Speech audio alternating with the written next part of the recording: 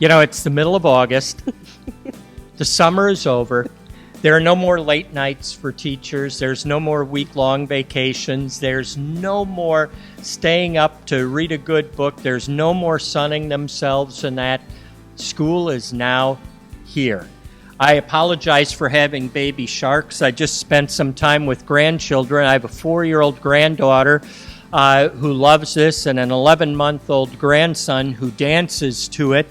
And, you know, we think about baby sharks and we wonder how long that will be popular. It seems that as soon as something is popular, it stays around for a while and then it moves itself out. And, you know, you think about some of the fads that we've been able to have, you know, during the time that I've been involved in education for 40 plus years.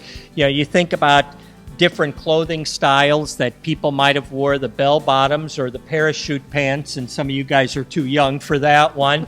Or, you know, the gadgets that people would have, like Beanie Babies were big, and the little widget spinners and that kind of thing.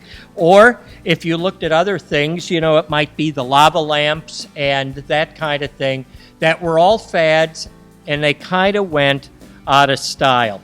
And now all of a sudden, you know, we look at our teachers and a lot of the work that they have to do is preparing children today for a world tomorrow that we don't know what's really going to be like and the challenges that they're going to have. You know, I look back at my life, you know, when I started as a teacher, there weren't computers, and now I'm paying things online and with the phone.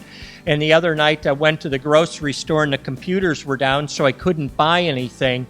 Who knows what the next things are that our teachers have to prepare people for. And it's kind of, you know, one of the things that I guess can be disconcerting. It can also be something that is very anxiety-ridden. But, you know, as we look at the Gospel of John, the one thing that we know that is always a constant in that first Gospel, that first chapter of John, it talks about, in the beginning was the Word, and the Word was with God, and the Word was God.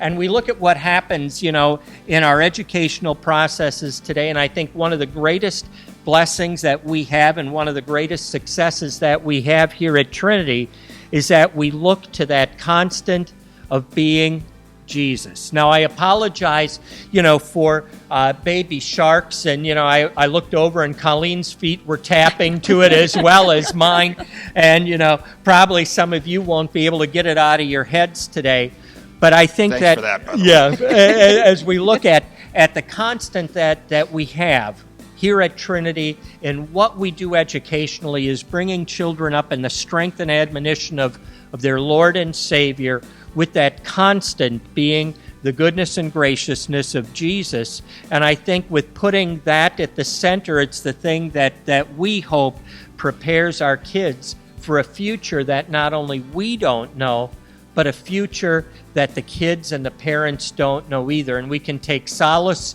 in that, and hopefully that's the message that plays over and over in our head rather than baby sharks.